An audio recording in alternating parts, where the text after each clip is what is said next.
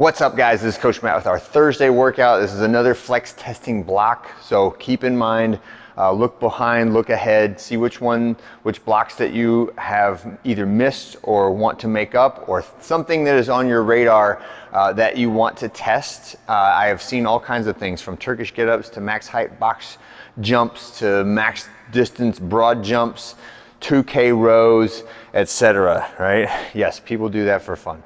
All right.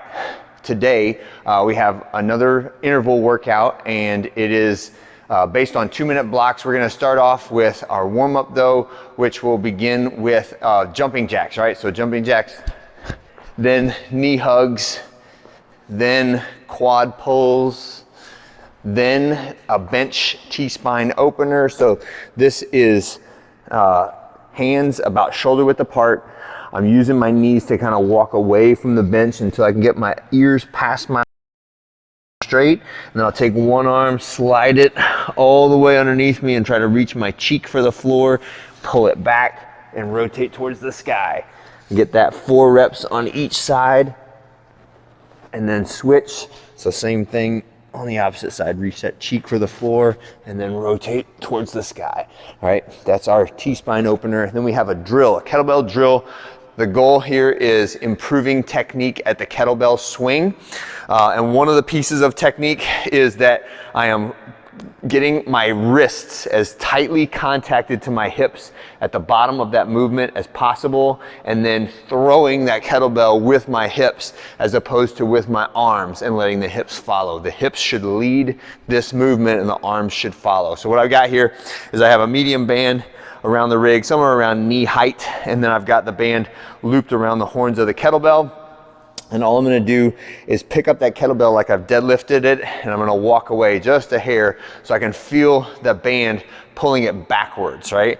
And then I'm gonna hinge forward. The kettlebell, even though it doesn't have any momentum, it's in the same place that it would be if it just came down from a kettlebell swing. So I can practice getting in a really good position, chest away from the ground, shins vertical, right? And the wrists are really tight to my hips, and I can stand tall, bend the knees and pull back, stand tall, bend the knees and pull back, right? And that is what the bottom position of the kettlebell swing should be like, right? When we do kettlebell swings in here, the more knee bend you have and the bigger this gap is in between my hips and my wrists, the more it attacks my low back, right? It doesn't mean that it's immediately going to injure me. It just means that as a repetitive movement, that is less desirable than if I can maintain a really tight connection to the hips.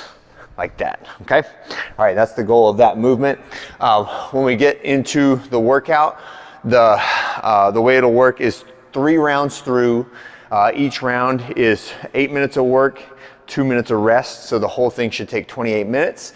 So it'll be a 2-minute block on each exercise with no intermission time. So when we say switch, that means your next round has just started and you need to hustle off the bike and get on to the next exercise. So it'll be 3, 2, 1, go. Bike calories for 2 minutes, 3, 2, 1, switch. Push-ups for 2 minutes, 3, 2, 1, switch. American kettlebell swings, but with a light weight for 2 minutes, right? So all the way from the hips to that overhead position, 35 for the guys, 26 for the ladies. And then the last one is burpees for 2 minutes, right? And that's what the transition should look like. It should be tumble the kettlebell onto the ground, drop under your first burpee, right? Everything is reps. There's 3 rounds to count it. And at the end, it'll be your sum total of reps that is your score for the day, all right?